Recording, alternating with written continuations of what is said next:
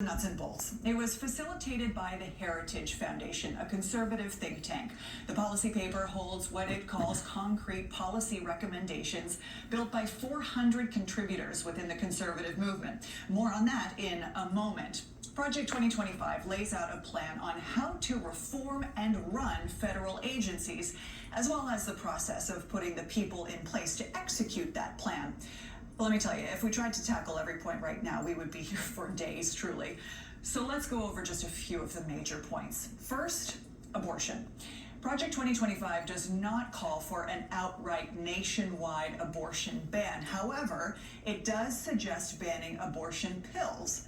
The plan wants to reverse approval of chemical abortion drugs because the politicized approval process was illegal from the start.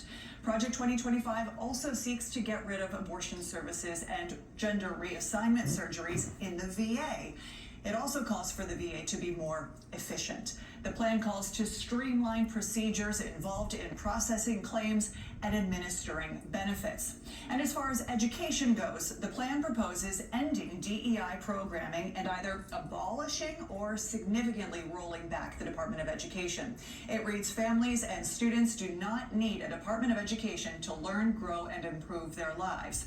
Project 2025 then lays out all kinds of reforms from charter schools to school meal programs. Trump has recently been distancing himself from Project 2025. Take a look at this. Less than a week ago, he posted on Truth Social saying, "I have not seen it, have no idea who's in charge of it, and had nothing to do with it."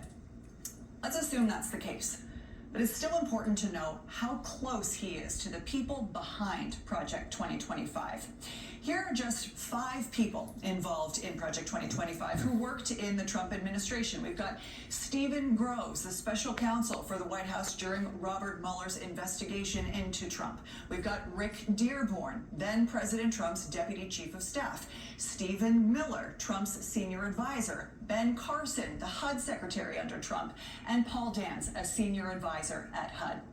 Democrats argue this is, at the end of the day, Trump's Project 2025. And this morning, they held a news conference in Milwaukee, the site of the RNC, to talk about it.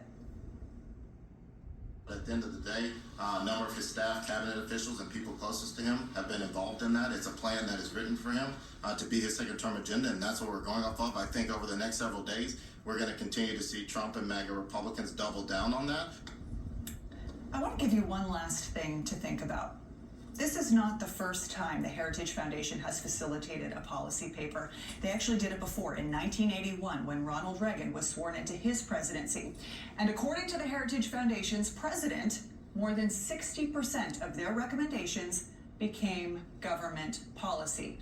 Dan, you and the in-depth team have been looking into Project 2025 as well. There have been a ton of viewer emails coming in. That's why we're tackling this, Ashley. As you know, you've read a lot of those emails as well. People want us to cover this. They want us to take a closer look. Lynn wrote, please do a story on Project 2025. Who will be affected?